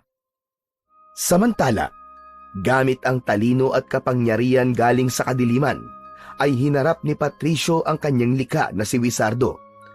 Gaya na nakita niya nang mapalaban ito, ay may kakaibang kakayahan ang antingero, kaya kailangan maisangkap din niya kay Wizardo ang lakas na makakapantay dito. Kailangan sa muli niyong paghaharap ng antingero na yon ay matitiyak mo na ang kanyang kamatayan, Wizardo. Nakatingin lang si Wizardo kay Patricio. Tanging paggalaw lang ng mata at pagtango ang naging sagot bilang pagpapahayag na nauunawaan niya ang sinabi ng kanyang amo. Ikaw ang inaasahan ng ating grupo na siyang makakatalo sa antingero na yon. Kaya bago pa maubos sa mga aswang nakalahi natin, ay dapat siya na ang maunang mawala. Kaya sa pamamagitan ng kakayahan bilang sayentipiko at taglay na kapangyarihan mula sa kadiliman, ay isinangkap ni Patricio kay Wizardo ang kinakailangang lakas. Samantala, pagdating ni Mang Armando galing sa trabaho, ay nagpahinga ito. 6:00 pa lang yun ng hapon, pero natulog na ito para makabawi sa kanyang lakas dahil ilang araw nang kulang siya sa tulog at pahinga. Hindi na siya pinakialaman pa ni Aling Tasing. Ipinagluto na lamang niya ng pagkain ng anak para paggising nito ay merong makakain kahit papano. Adobong manok ang kanyang niluto na paborito ni Mang Armando. Nang magising si Mang Armando, 10:00 na yun ng gabi. Nakaramdam ng gutom kaya tumuloy na siya sa kusina upang kumuha ng makakain. Pagbukas niya ng kasirola para kumuha ng ulam, ay agad niyang naamoy ang masarap na adobo na luto ng kanyang ina. Nakaramdam ng lungkot si Mang Armando dahil ang kanyang anak na si Randy ang agad na pumasok sa kanyang isip. Katulad niya, ay yun din ang paboritong ulam ng namatay niyang anak. Kumuha siya ng 2 hiwa ng karning manok at nilagyan ng konting sabaw ang kanin na nasa plato. Habang kumakain siya, ay hindi pa rin maalis sa isip niya si Randy. Bawat subo niya sa pagkain ay naaalala niya ang kanyang anak. Ang pagkain ng adobo ang nagiging bonding nila noon. Nagkwekwentuhan sila habang magkasabay na kumakain. Papaubos na ang pagkain ni Mang Armando nang may pumatak sa kanyang kamay. Luha yun mula sa mga mata niya. Hindi niya namalayan na lumuluha na pala siya habang naaalala ang ilang masasayang araw na kasama niya pa ang kanyang pinakamamahal na anak. Muli ay nagdulot yun ng kirot sa kanyang dibdib. Matatanggap man niyang wala si Randy, subalit ang kirot ay hindi na maaalis sa damdamin niya. Mananatili yun sa tuwing may isip niya ang pagkawala ng kanyang pinakamamahal na anak. Pagkatapos kumain, ay saglit na nagpahinga si Mang Armando at tumuloy na ito sa kanyang kwarto. Humarap sa isang tila altar na nasa loob ng kanyang silid. Naroon ang mga armas na ginagamit niya sa pagiging manunugis ng aswang. Hinawakan niya ang kanyang medalyon na may mutya ng puso ng saging at itinaas yun sa kalumuhod. Yumuko siya at ipinikit niya ang kanyang mga mata. Muli ay umusal siya ng isang orasyon. Kailangan niyang mas lalong palakasin ang taglay na kapangyarihan ng kanyang mutya, lalo na't nakita niya ang kakayahan ng aswang nang magkaharap sila. Nakapagpapalit ng anyo at mas malakas, kaya hindi siya dapat magpakampante, sapagkat kahit pa may medalyon siyang taglay, alam niyang may ginagamit din ang kanyang kalaban upang ipangtapat sa kung anong meron siya. Mula sa isang lugar ng bahay kung saan nagpapahinga si Aling Tasing, ay dinig niya ang mahinang pag-usal ng orasyon ng kanyang anak. Hindi niya na ito pinakikialaman dahil maaaring makapinsala lang yun sa ginagawang paghahanda ng anak. Sana lamang ay matapos na ang ginagawa mo, Armando. Malipol mo nawa ang mga aswang na sinasabi mo. Mahanap mo ang hustisya para kay Randy at nang huminto ka na rin para maibalik mo na sa dati ang iyong tahimik na buhay. Walang ibang hangad si Aling Tasing para sa anak, kundi ang magkaroon na ito ng katahimikan. Nang matapos sa ginagawang orasyon si Mang Armando, ay nagbihis na ito. Inihanda ang kanyang dadalhing sandata. Ang gabi para sa antingero ay oras ng pakikipaglaban at pakikipagtuos sa mga kampon ng kadiliman. Tinahak na ni Mang Armando ang madilim na gabi. Nagtatago ang buwan sa mga ulap, kaya halos hindi natatanglawan ang daan na binabagtas ng antingero. Hindi niya tiyak kung saan ang tungo nito, basta ang alam lang niya ay nasa anumang sulok ng baryo ang panganib, sapagkat ang pag-atake ng aswang ay walang pinipiling lugar. Nang mga sandaling yon, ay naghahanda na rin sina Patricio. Minsan pa ay sasamahan niya si Wizardo sa magiging laban nito. Subalit may iba pa siyang naging plano, kaya meron siyang ipinag-utos kay Bruno. Ano pong kailangan kong gawin, Boss Patricio? Sabihan mo ang ating mga kampon, ang mga aswang na kasama natin, na kumalat na sila. Ngayong gabi na, Boss? Oo, mauna na sila. Magasik na sila ng lagim. Gawin na nila ang kanilang gusto. Kayo po, Boss. Huwag mong pakialaman ang gagawin ko. Kailangan mapagod na muna ang antingero sa pagharap sa mga kaengkwentro niyang mga aswang. Kung pagod na siya, ay saka kami darating ni Wizardo para sa kanyang hinihintay na kamatayan. Masusunod po, Bossing. Sige na, gawin niyo na at sayang ang bawat oras. Opo, Bossing. Ngayon din po. Tiyakin niyo na mahihirapan ang antingero na yon. Gagawin po namin ang lahat ng aming mga kaya, Bossing. Iniwan na ni Bruno si Patricio. Isang madugo at kakaibang laban ang inaasahan niyang mangyayari sa gabing yon. Gaya ng dati, ay nag-aabang at nagbabantay si Mang Armando sa pagdating ng nilalang na manggugulo at maghahasik ng lagim sa baryo. Bagamat walang katiyakan kung may aatake nga bang kampo ng dilim sa pagkakataong yon, lalo na't nang nakaraang gabi lang ay nagkaroon siya ng matinding inkwentro sa isang pambihirang aswang. Maya-maya pa'y nakaramdam na nga ng panganib si Mang Armando. Iba ang panganib na kanyang nararamdaman dahil ang kakaibang ingay ay nagmumula sa itaas at meron din siyang naririnig na mga yabag na tila tumatakbo patungo sa kanyang kinaroroonan. Saglit pa ay lalong dumilim ang himpapawid. Sa pagtingala niya ay nakita niya ang mga lumilipad na aswang patungo sa kanya at bumulusok sa kanyang kinatatayuan. Kaya agad niyang inihanda ang kanyang matalas na itak. Iisa-isahin niyang harapin ang mga umaataking aswang. Sa ginawa niyang orasyon, alam niyang mas napalakas niya ang bisa ng medalyon na may mutya ng puso ng saging na siyang gagabay at tutulong sa kanyang pakikipaglaban.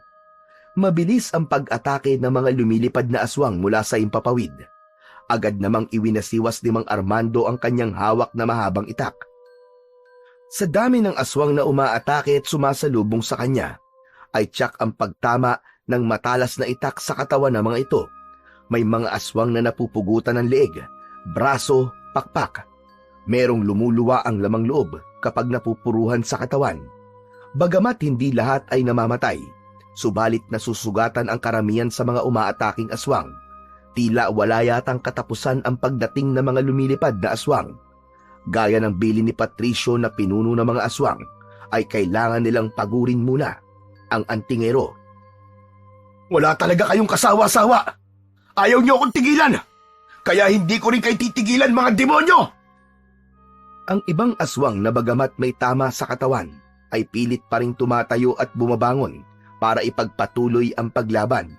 Tila wala ring kapaguran si Mang Armando sapagkat habang nakikipaglaban siya sa mga aswang ay isang bagay ang kanyang nakikita. Pumapasok sa kanyang isipan ang ginawang pagpatay ng aswang sa kanyang anak. Kung paano walang awang winasak ng aswang ang muka at katawan ni Randy. Kapag naiisip yun ni Mang Armando, ay nagpupuyo siya sa galit. Nagiging pampalakas niya yun para lalo pang ubusin ang mga sumasalakay na aswang. Papaubos na ang mga lumilipad na aswang, nang mula naman sa dilim ay dumating ang iba pang uri ng mga aswang. Mga aswang na hindi nakakalipad, subalit handang makipaglaban gamit ang kanilang mga matutulis na kuko at matatalas na pangil. Umatake ang mga ito kay Mang Armando. Talagang hindi kayo maubos-ubos, ha? Ano ba to? Second batch? Talagang ginagalit niyo akong mga damuho kayo! Inisa-isa ni Mang Armando ang iba pang mga uri ng mga aswang na umatake sa kanya. Mas malalakas at matatapang. Ang bawat pag-atake ay sinasabayan ng malalakas na angin na nakakabingi. Ang sakit nyo sa tenga, mga hayop kayo! Akala nyo, madadaan nyo ako sa pag-angil-angil nyo? Bawat hataw, bawat taga na ginagawa ng antingero ay humihiwa at nagiiwan ng malaking sugat sa katawan ng mga halimaw. Kaya naman, maging siya man ay halos naliligo na rin sa dugo. Subalit hindi niya dugo, kundi dugo ng mga kampon ng kadiliman na nasusugatan sa bawat pagharibas niya gamit ang kanyang itak. Dahil sa dami ng mga aswang na lumusob, ay unti-unti nang nakakaramdam ng pagod at panghihina si Mang Armando. Kaya nakakuha ng pagkakataon ng isang aswang at nagawa siyang sugatan sa katawan. Walang hiya ka! Ah! Susundan pa sana ng isa pang aswang ang pagsugod. Subalit nahadlangan niya yon. Naiharang niya ang hawak na itak na tumusok sa katawan ng halimaw.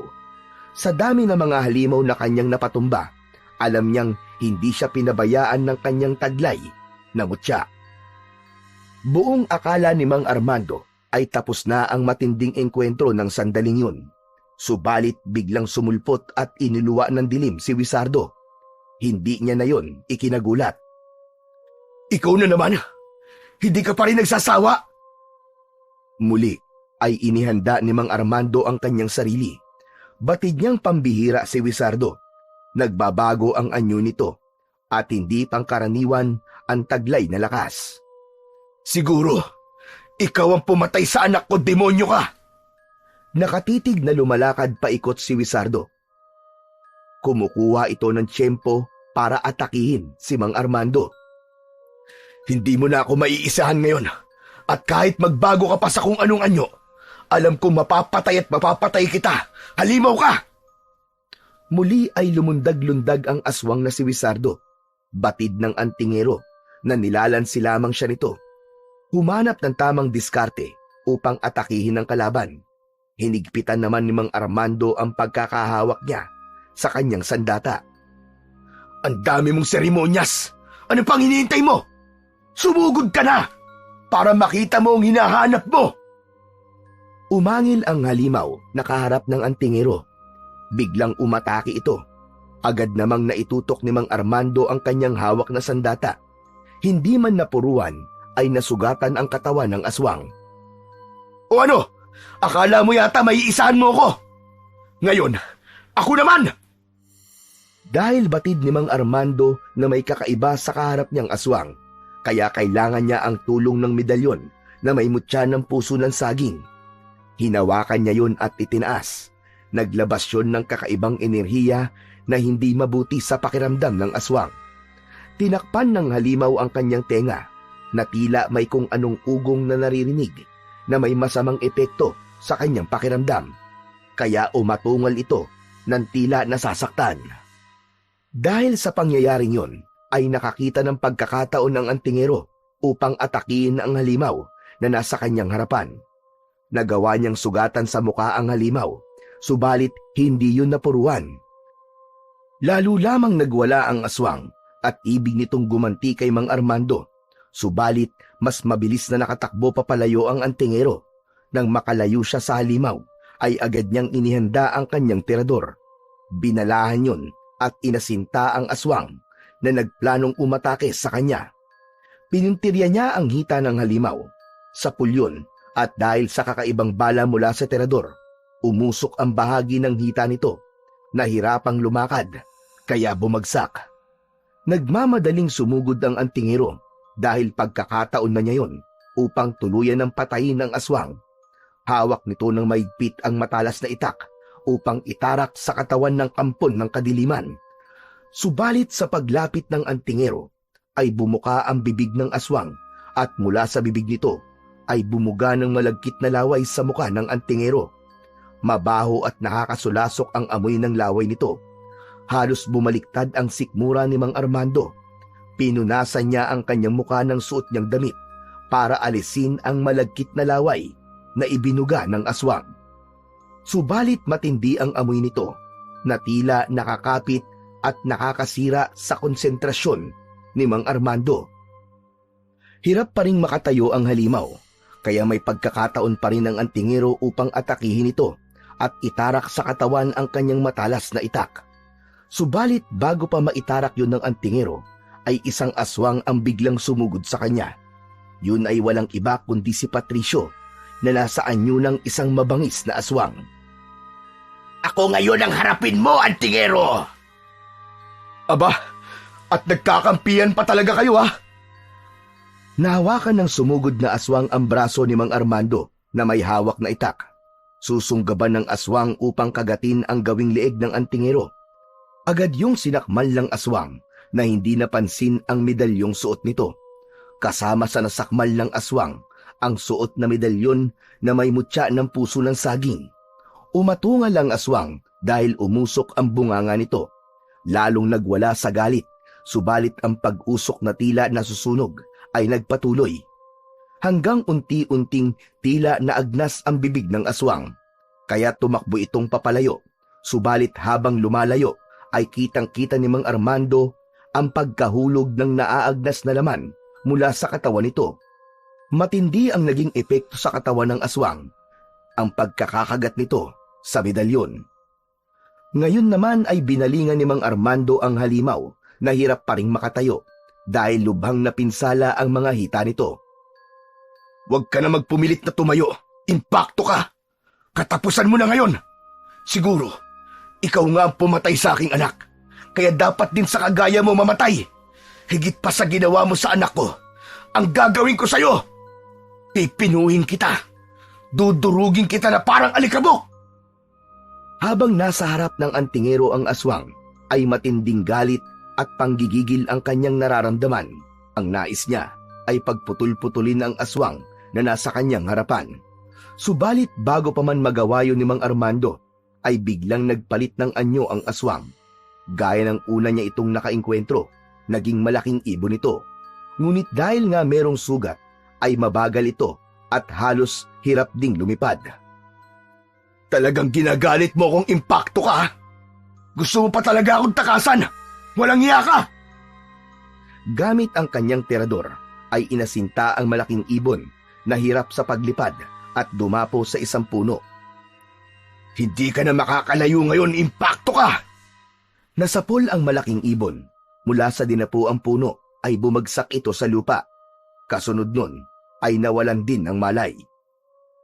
Alam kong hindi ka patitigil, kaya kailangan ko ng pagpira-pirasuin ng katawan mo.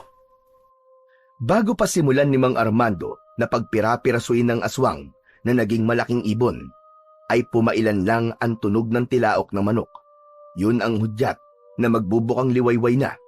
Napansin ni Mang Armando ang pagbabago sa itsura ng aswang na nais niyang pagputol-putulin. Nagbabago ang anyo nito sa pagiging isang tao.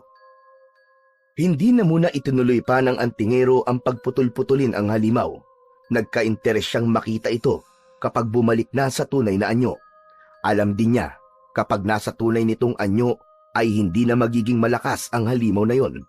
Hindi katulad ng nasa inyo siya ng isang aswang. Nagsimula ng sumilip ang araw, hanggang sa bahagyang masinaga ng sikat ng araw ang aswang, na noon ay patuloy sa pagbabago ng itsura. Halos hindi inaalis ni Mang Armando ang pagkakatitig sa aswang na nagbabago ng anyo. May kaba siyang naramdaman na nasundan ng pagkagulat. Kasunod ay ang pagkabog ng dibdib at pagpalahaw na may kasamang pag-iyak.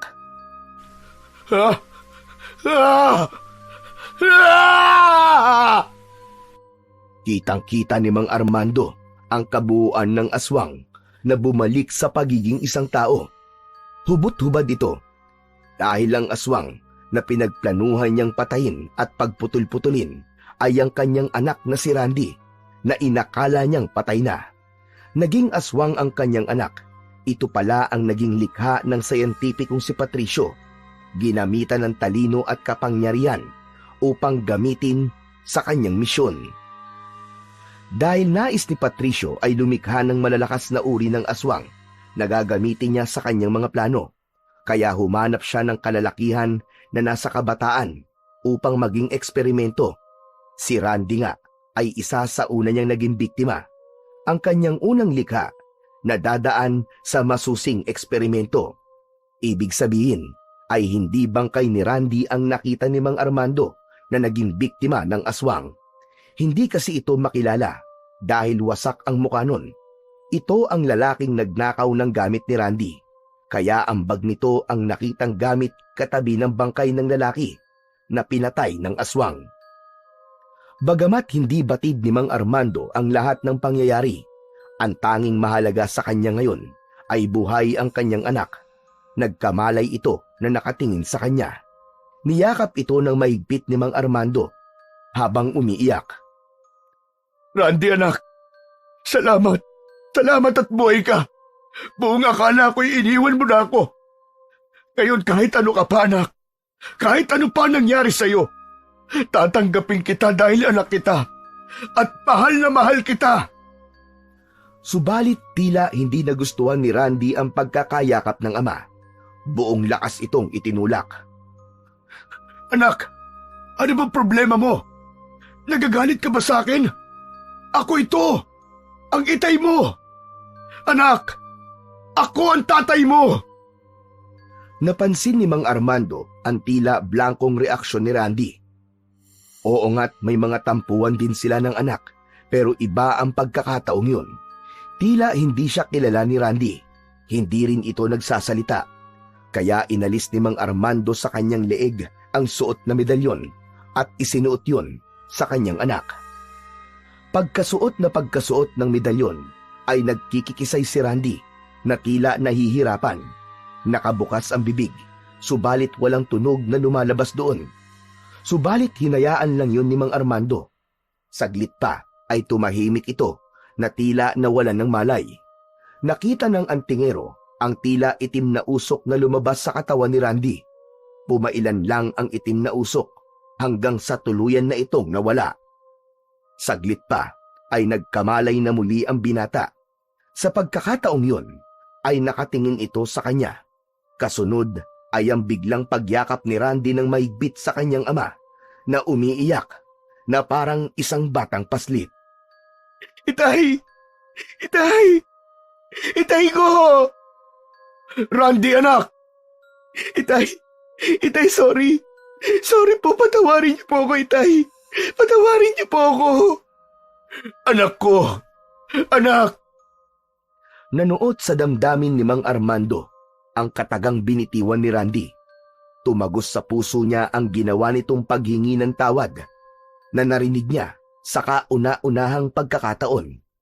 Lalo lang bumuhos ang luha sa mga mata ng isang ama. Lumuwag ang pagkakayakap ni Randy sa kanyang ama. Patuloy pa rin ang pag-agos ng luha sa mga mata nito. Marami po ako naging kasalanan sa inyo, Itay. Nang umalis po ako ng bahay, marami po ako na-realize kung paano ako naging pasaway na anak. Nagawa ko pa kayong ipagkaila dahil ikinahiya ko po kayo. Hindi ko nagawang pahalagahan ang mga pagsasakripisyo niyo sa akin. Kayo na ginagawa ang lahat para sa akin. Kinakaya kahit na anong bigat ng buhay. Ibig niyong ibigay ang pinakamainam na buhay para sa akin. Pero sumbat at paninisi pa ang naiganti ko sa inyo, Itay. Patawarin niyo po ako. Napakalaki po ng naging kasalanan ko sa inyo, Itay. Patawad po. Tatay mo ko, anak. At lahat ng para sa ikabubuti mo. Lahat ng para sa ikagagaan ng buhay mo. Handa kong gawin at ibigay sa iyo, anak.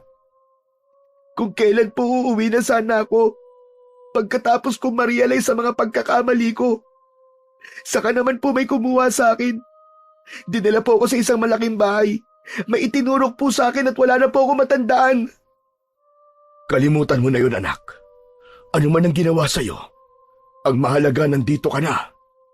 Nagbalik ka na, anak. Buhay at isang bagong Randy. May dahilan kung bakit hindi ipinahintulot ng may kapal. Natuluyan ako mapahamak, Itay. Tama ka, anak. Tama ka.